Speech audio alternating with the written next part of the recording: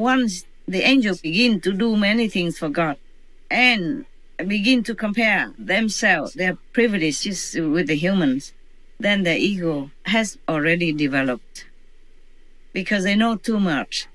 They have too much priority. They have too much privilege and too much power. So their ego begin to also grow along with all that, all the knowledge that they acquired due to serving God. They become so intelligent, so knowledgeable that their ego also grow along with it. Some of the masters say that the more education a person has, the less easy to meditate, because there's too much in here and too much thinking. Yes, too much thinking and too much doubt, like doubting Thomas. How can Jesus die and be resurrected again? Yes. Something like that. And many people also don't believe what I'm saying because they have too much ego, too much worldly knowledge. The good and the bad knowledge that God did not want humans to have. Yes, that is an obstruction for spiritual development and progress. Yes. You tend to compare, you tend to reason, you tend to intellectualize any kind of concept, even the spiritual concepts, instead of direct knowledge by meditation, observing the light and the sound from within and developing more and more wisdom, means regaining more and more of yourself to go back to heavens. You compare, you intellectualize, you argue with all the principles in spiritual practice compared to science and all that stuff, and then it slows you down, or you quit, or you don't believe at all. Got that? Yes, Master. It's not like a rule, it's just generally speaking only, yeah?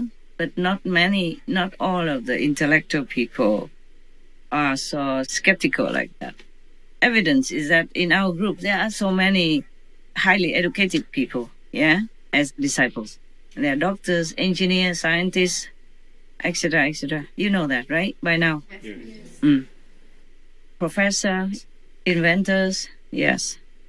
Okay, good. Any other question, Loving? One more question, Master. No more. One more, Master. Zed, please. Yes, Master. Master said that you could speak with the gods immediately, like just an understanding. Yes. In that case, why was Pusu developed? It's just for fun. If we use it, okay? Yes. It's like a melodious kind of vibration. It's not a language. Huh? I just translate it into English. But if you are in Timkotu's land, you would not hear like that. You would not hear Pusu, or you would not hear Timkotu. It's like the sound current that you are practicing as a meditation method. It's not a language, okay? Yes, Master. But in it are the contents of all kind of knowledge and wisdom in the sound current. You understand what I'm saying? Yes, Master. Yes. So the more you practice the Kuan Yin, has to be proportional with the light, okay? The more you practice the sound current and the light in proportion, the more you grow in knowledge and wisdom. Not just physically, but heavenly. It's not a language, but it is a language. If I translate it into our language, and then it looks like a language, okay, huh? Yes, Master. Pusu was developed because there are some of the lower level who come up in the beginning. They like to use them also. Yes, Master. And later on, when they got used to more of the vibrational way of life, they don't talk like that. Even using that sound or the current or the vibration. It's just an expression of that word. It's just like, okay, if you go to the first level, I told you you will hear what. Remember? Yes, Master. That's the expression of the astral world in language, but without language like in our world. And then on the second level of heaven, you hear what, yes? And the third level, fourth level, fifth level, etc., etc. This is the expression, the vibration frequency of that word, in which they all tune in order to understand each other without a spoken language. And if I translate it into English, it means this and that, and it sounds like this and that. Capiche now? Yes, Master. Yes.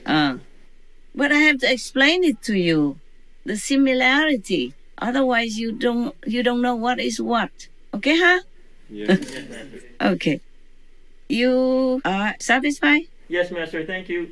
Okay, you are welcome. You are done now. Is there any other question that you want to ask? Any worldly question also okay. Political maybe?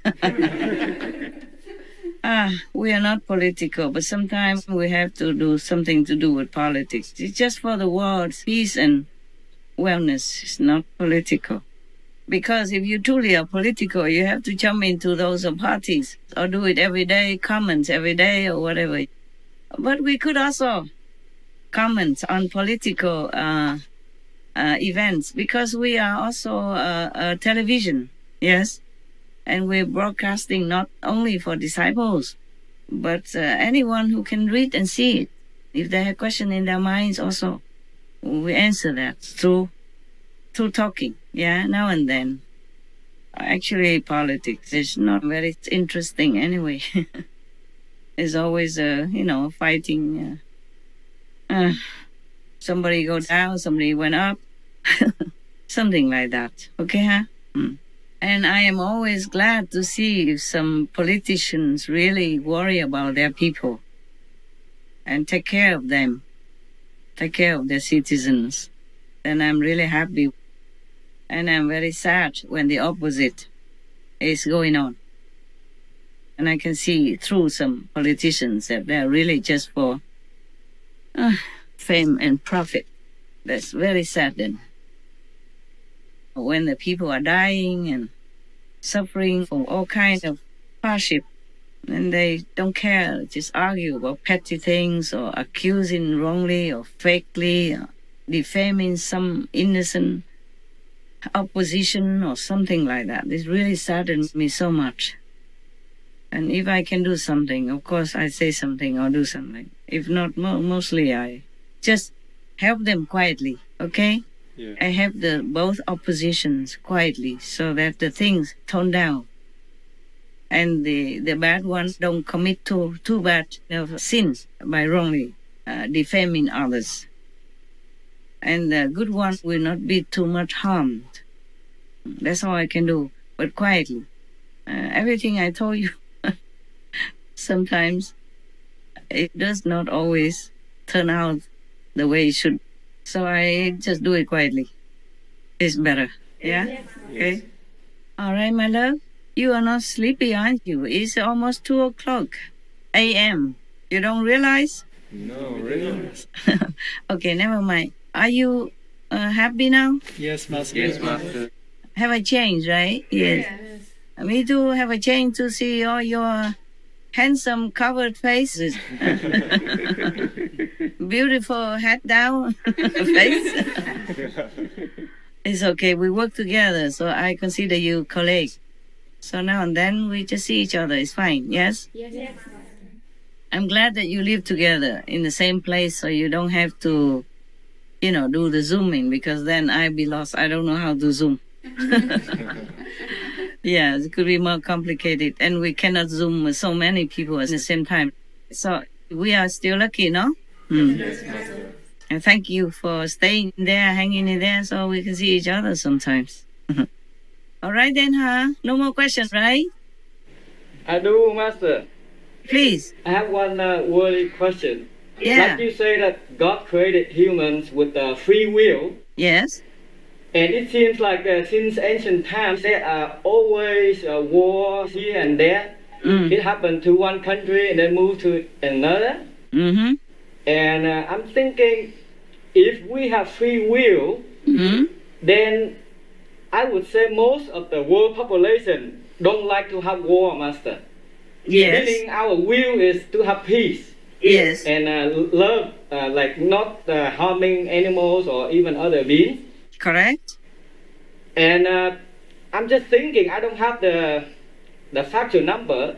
I would believe majority of the human don't like war, like peace. Of course not. Yes. And most of them have love in their heart for poorer people, for unfortunate people and for animals. Yes. Yeah. Just And- that. Okay. Tell me. Yes, and how come our free will cannot overcome the so-called negative energy or force? Hence, the war continue moving from one region to another, Master. Yes. You forget the snake. Oh, Huh? so still alive, the snake. The snake is a problem. You see, Adam and Eve were happy in heaven, okay? Until the snake came along Yes. and seduced them. Oh, if you eat this apple, you will be as great as God. That's why God doesn't want you to eat it.